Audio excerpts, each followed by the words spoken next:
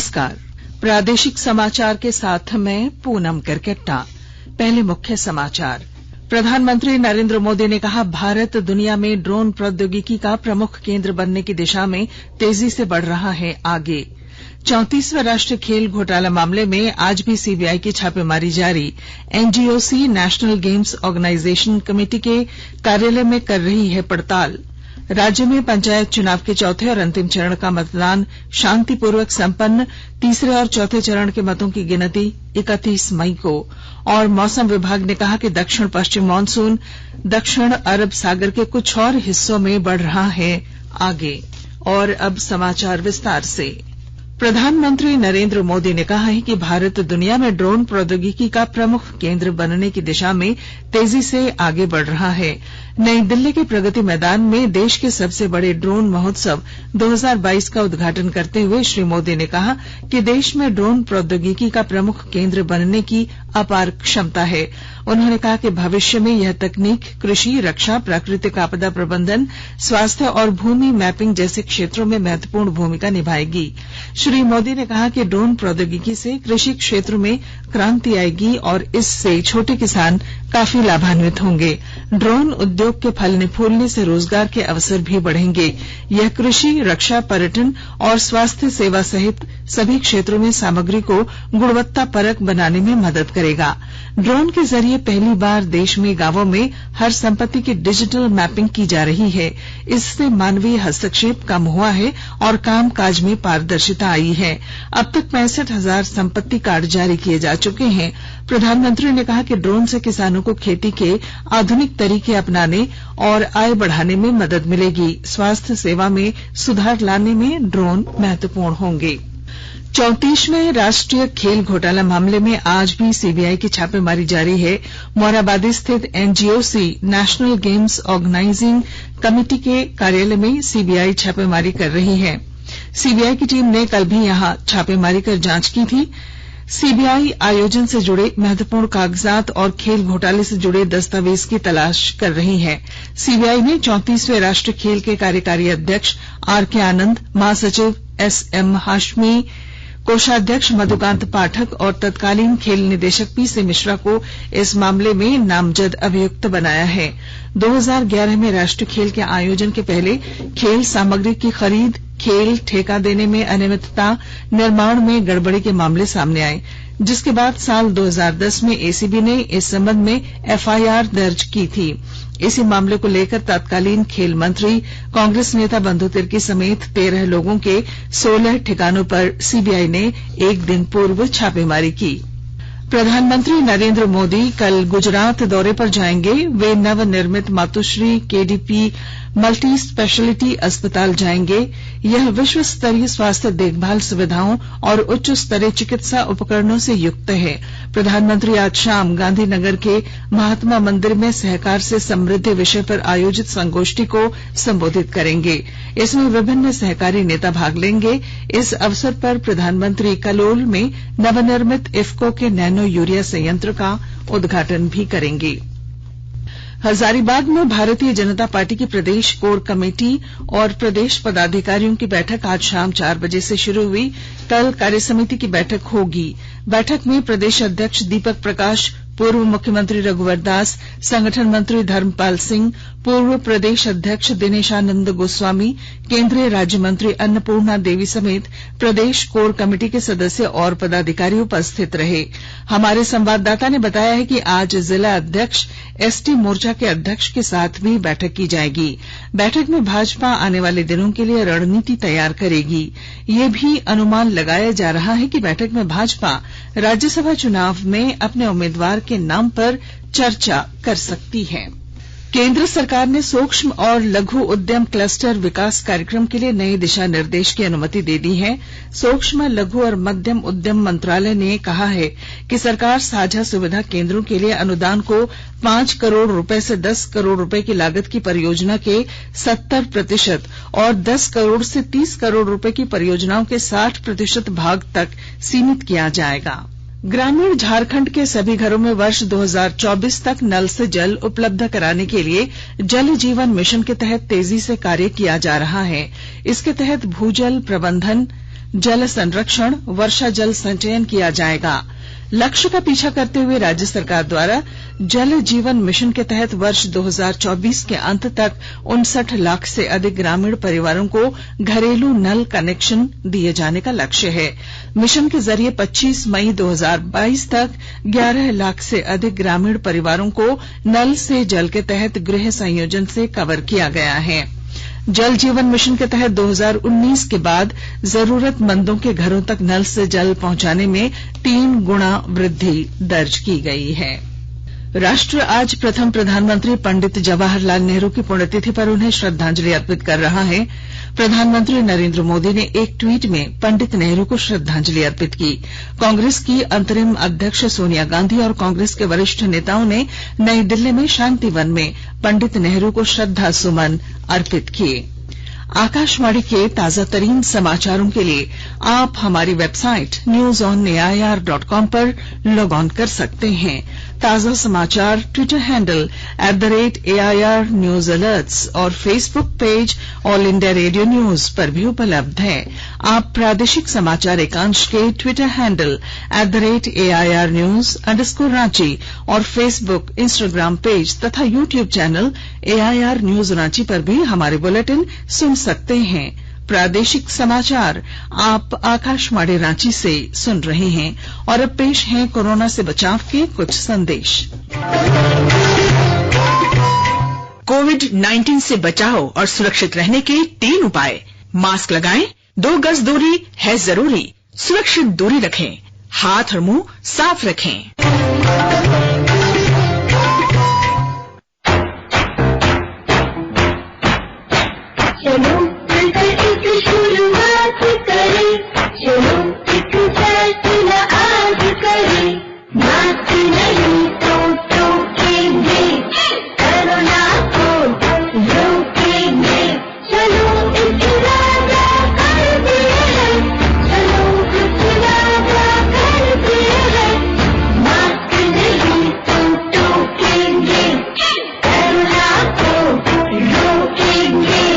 सरकार द्वारा जनहित में जारी।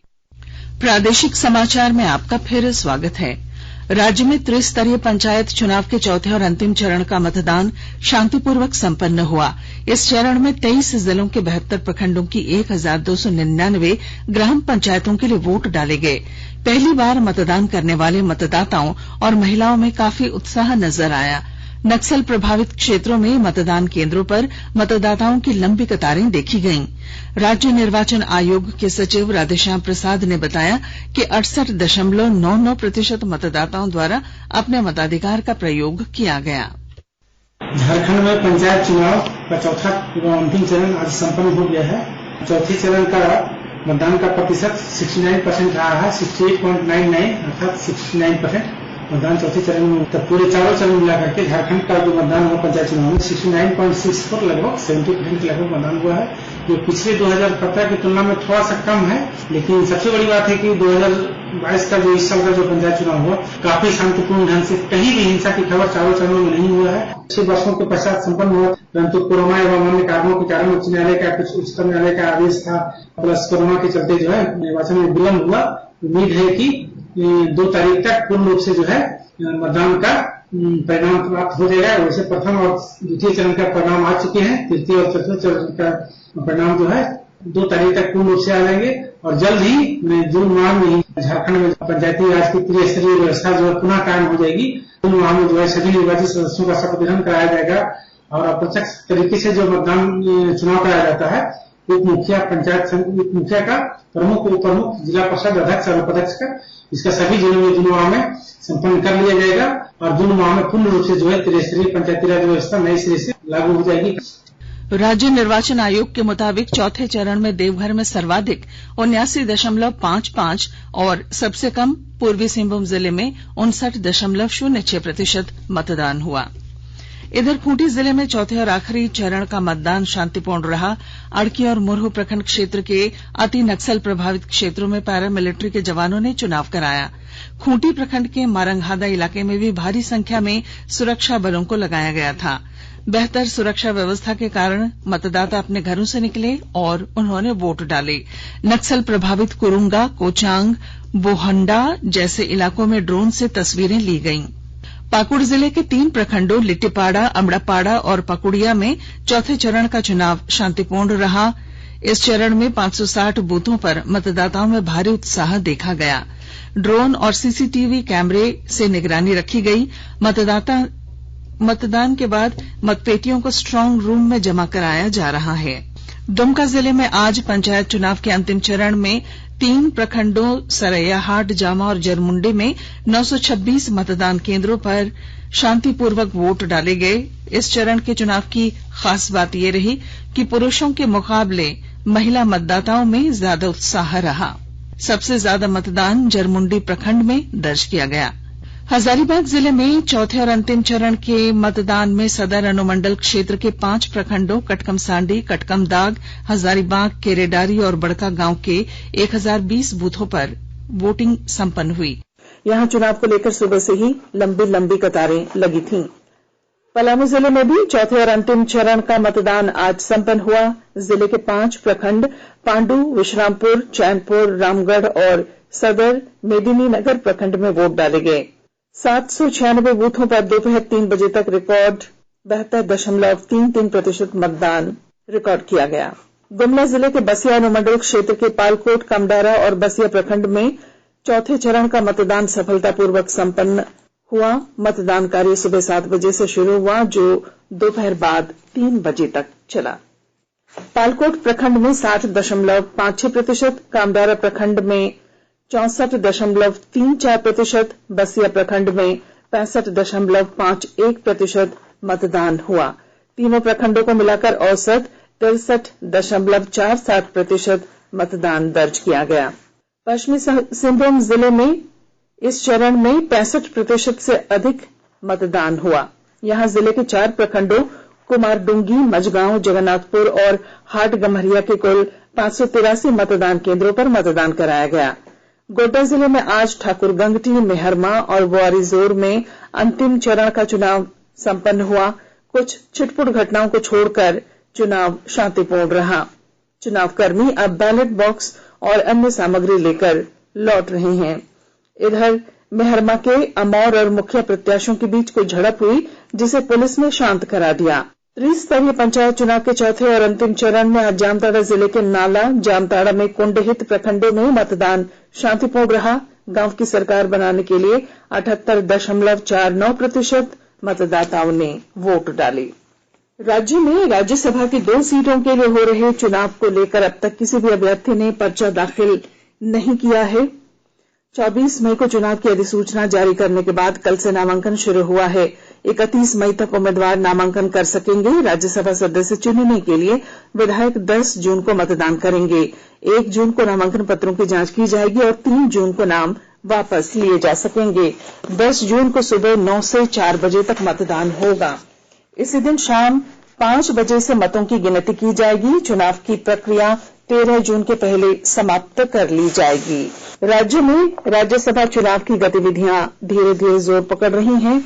झारखंड मुक्ति मोर्चा ने राज्यसभा चुनाव में अपनी पार्टी का उम्मीदवार तय करने के लिए कल 28 मई को रांची में विधायक दल के साथ साथ पार्टी के वरिष्ठ नेताओं और जिला अध्यक्षों की बैठक बुलाई है। रांची के वरिष्ठ और युवा पत्रकार नवीन कुमार शर्मा का आज हृदय गति रुकने से निधन हो गया। इन्होंने रांची से प्रकाशित होने वाले कई समाचार पत्रों में और संस्थानों में अपनी सेवाएं दी।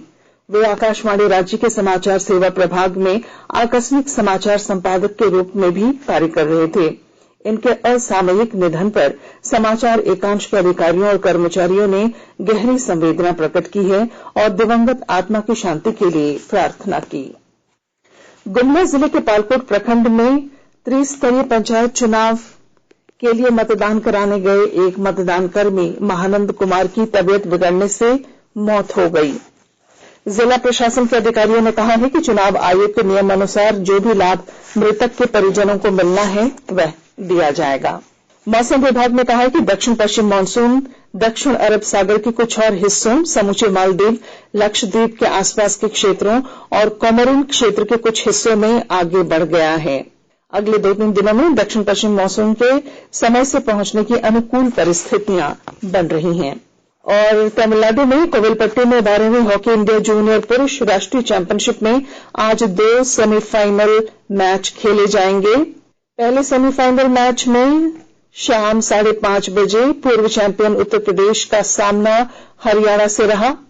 टूर्नामेंट में दोनों टीमें सभी मैच जीतकर सेमीफाइनल में पहुंची हैं। दूसरा सेमीफाइनल चंडीगढ़ और ओडिशा के बीच शाम 7:30 बजे से होगा।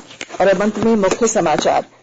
प्रधानमंत्री नरेंद्र मोदी ने कहा, भारत दुनिया में ड्रोन प्रौद्योगिकी का प्रमुख केंद्र बनने की दिशा में तेजी से बढ़ रहा है आगे। 34वें राष्ट्रीय खेल घोटाला मामले में आज भी सीबीआई की छापेमारी जारी। एनजीओसी नेशनल गेम्स ऑर्गेनाइजिंग कमेटी के कार्यालय में कर रही पड़ताल। राज्य में पंचायत चुनाव के चौथे और अंतिम चरण का मतदान शांतिपूर्वक संपन्न। तीसरे और चौथे चरण के मतों की गिनती 31 मई को। और मौसम विभाग ने कहा, दक्षिण पश्चिम मानसून दक्षिण अरब सागर के कुछ और हिस्सों में बढ़ रहा है आगे। और इसके साथ ही आकाशवाणी रांची से प्रादेशिक समाचार का ये बुलेटिन समाप्त हुआ। नमस्कार।